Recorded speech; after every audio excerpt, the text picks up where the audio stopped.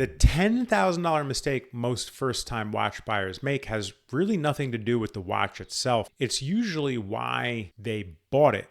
And honestly, I see this all the time because people trade their watches into us, and we hear this story a lot. Somebody comes into the hobby of watches, they finally decide they're going to buy their first serious watch. They've saved the money, they've done the research, they've watched the videos, probably on this channel. They've spent months reading forums and listening to everyone's opinion.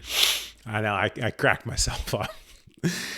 And then they buy the watch they think they're supposed to buy, not the watch they actually want. From what we see every day, buying, selling, trading, consigning, sourcing, and servicing watches, this is one of the most common mistakes newer buyers make. In fact, if you're currently trying to decide between several watches and you're not sure whether you're buying for yourself or you're buying based on outside pressure, that's something we help clients navigate all the time. The problem is most first-time buyers don't really trust their own taste yet, or maybe don't know enough to trust the taste yet. They trust the market, they trust YouTube, they trust forums, they trust strangers on the internet, they trust value retention, they trust the hype. Before long, they're buying a watch because everyone else told them it's the right choice, not because they genuinely connected with it. That's how someone ends up buying a watch they respect, but don't actually love, and they don't find out until it goes on their wrist. And I've been there too as a collector before a dealer. And those are usually the watches that get sold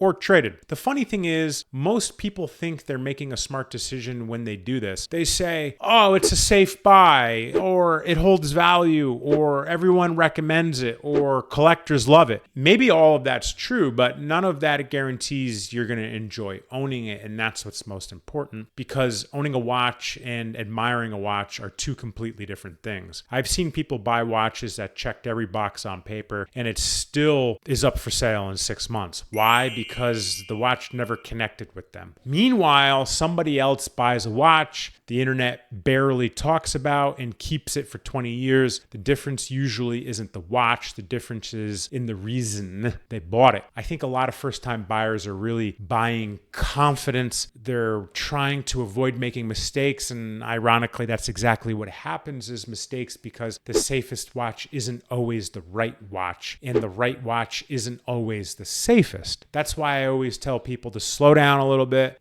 Before you spend 10 grand, ask yourself a simple question. If nobody else cared about this watch, would I still want it? Because that's usually where the honest answer lies.